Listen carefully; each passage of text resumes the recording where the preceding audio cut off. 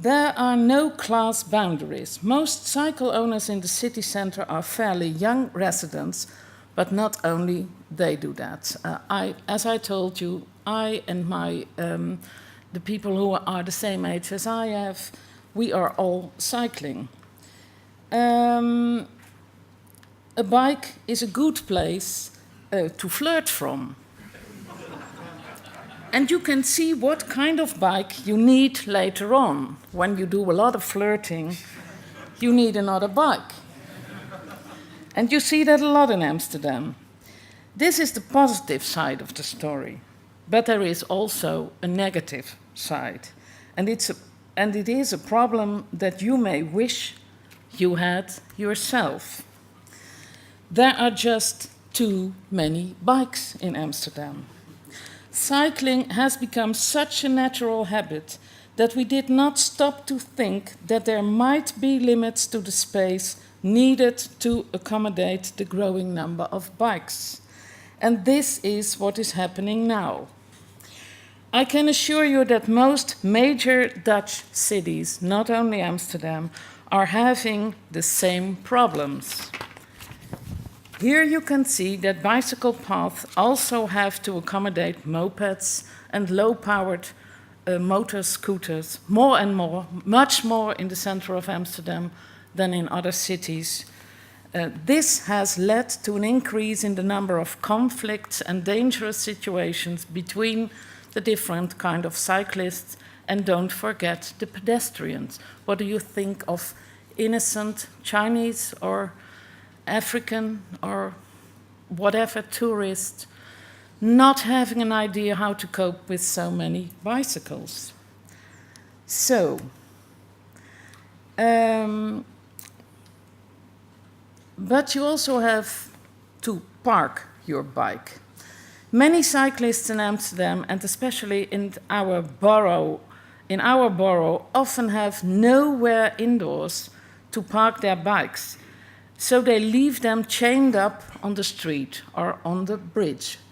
We have about 44,000 on-street bike racks and a large number of bridges, but when a lot of people go shopping or out at night, they come by bike, we still see situations as this.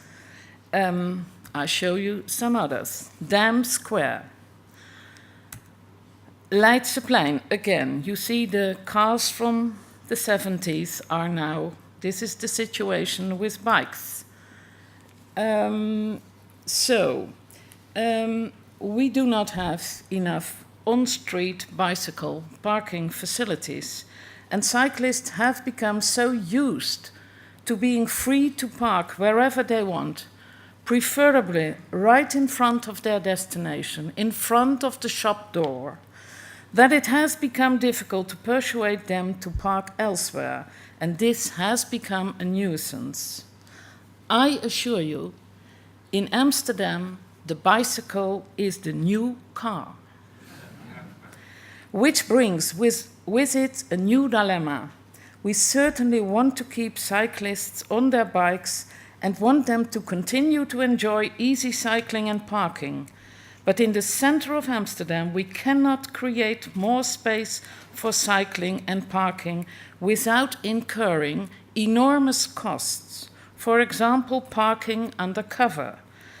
The historic, mind you, World Heritage status of many buildings and the narrow streets, while both charming, have become an obstacle. How are we going to solve these problems? We are trying to do that in different ways. We have been making investments in bicycle parking facilities. We have made a campaign to, what this means is join us, park your bicycle okay. So we are trying to show them where it is better to park it than just to park it in front of the shop door, in front of the disco, in front of wherever you want to go. We try to change their minds. These are some of the possibilities, and you also see we are trying to do it.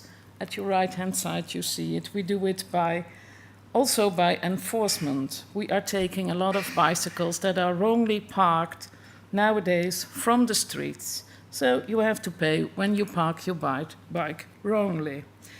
In the coming years, the main investments in Amsterdam for good bicycle parking facilities, we estimate we want to give out 90 million until 2020. This will be taking place at Amsterdam's Central Station, Leidseplein, I showed you both places, and along the so-called red carpet, the main street leading from the Central Station to the southern border of the city center. I will show you, I don't know exactly where this is. I think I have to go back. This is all the Leidseplein. No, this is the Central Station. This was the things we did. You see, we even have sort of ships where we park bikes because we haven't place on the street. So I go further.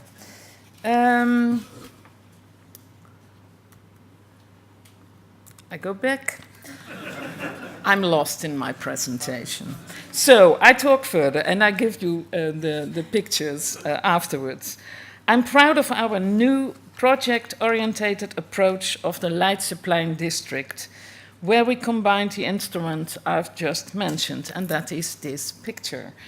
A thorough investigation revealed that there were too many unused bicycles parked in the square, so we introduced a 7-day maximum for bike parking. Together with local business owners in the square, we have made sure that all visitors are aware of the new rule, which is easier to keep to now than that new bike parking facilities have been installed. Although we still have not enough parking space, the first results point to the square having 20% fewer bikes. It also looks a lot tidier. This in the middle is the Leidseplein area in the evening, which is quite new for us to have it like this.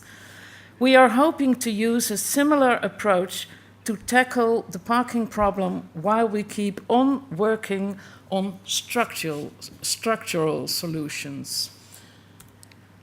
For the riding bicycles, these are examples of an ideal situation. We have special bridges for them, we have special routes for them, and that is better than it was 40 years ago. Consultations between the central government of Amsterdam and the borough have led to the first agreements for improving the bicycle network and expanding space, comfort and safetiness for bicycles, which means we have some new choices to make while we still have the same lack of space. So, what can I advise you about the bicycles? Well, learn from our mistakes. In the knowledge that your current efforts to encourage cycling will be worthwhile, even if it takes 20 years. You may have already taken into account the problems I mentioned just now, and I would emphasize that at least you have the space, I wouldn't mind a city like yours when I had to park bicycles. And a very important thing, let cyclists have their say and use their expert knowledge. Cherish these cyclists and have the courage to make a choice for them in terms of space. Make cycling more appealing and, especially in London, safe, so that it's not just the daredevils who venture onto the streets.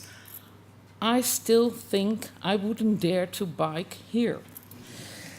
More cyclists will then follow.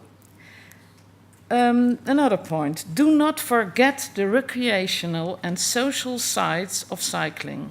Bikes can really liven up a city.